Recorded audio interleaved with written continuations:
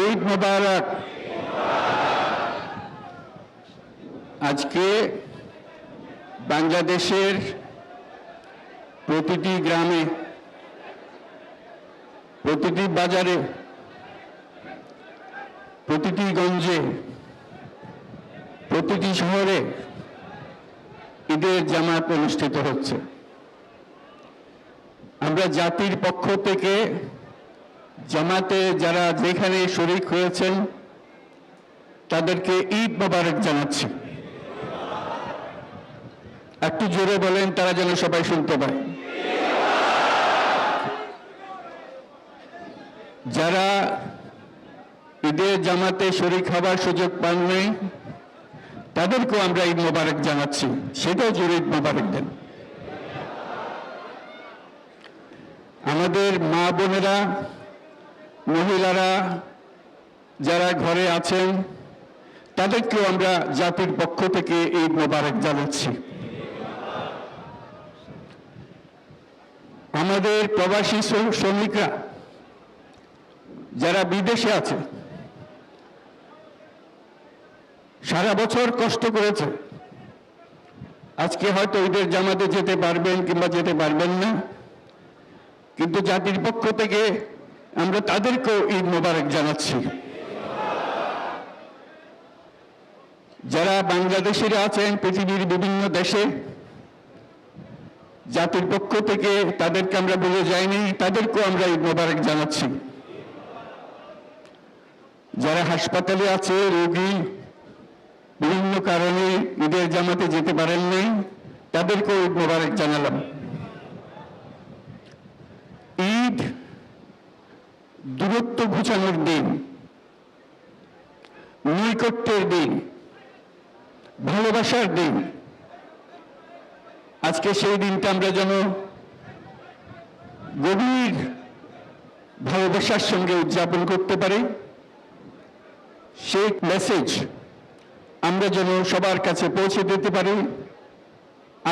আজকে একটা অটুট ঐক্য গড়ে তোলার দিন, এবং আমরা স্থায়ীভাবে এই ঐক্য গড়ে তুলতে চাই। ঈদের জামাতের এটাই আমাদের কামনা। আজকে মোনাজাত হবে, মোনাজাতে আমরা অবশ্যই যেন স্মরণ করি, আল্লাহর কাছে প্রার্থনা করি। আমাদের এই নতুন বাংলাদেশ গড়ার যারা সুযোগ দিয়েছে, যে বীর সন্তানরা আত্মাহুতি দিয়েছে, আল্লাহ যেন তাদের রূহের মাগফিরাত দেন, তাদের শান্তি দেন। আমরা তাদের মোনাজাতে সেটা যেন আমরা অংশ রাখি। আর মোনাজাতে যারা আহত হয়েছেন, যারা স্বাভাবিক জীবন থেকে বিচ্যুত হয়ে গেছে, এই দেশের জন্য নিজেদের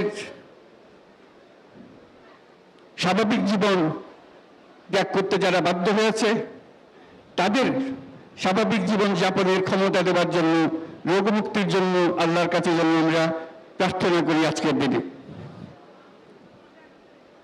আজকের দিনে আমরা প্রার্থনা করি, যেই নৈকট্য আজকের দিনে আমরা শুরু করলাম, এই নৈকট্য এবং এই ঐক্য জাতির জন্য যেন স্থায়ী হয়, আমরা যেন একটা ঐক্যবদ্ধ জাতি হিসেবে সামনে এগিয়ে যেতে পারি। যারা আত্মত্যাগ করেছেন, যারা নতুন বাংলাদেশের স্বপ্ন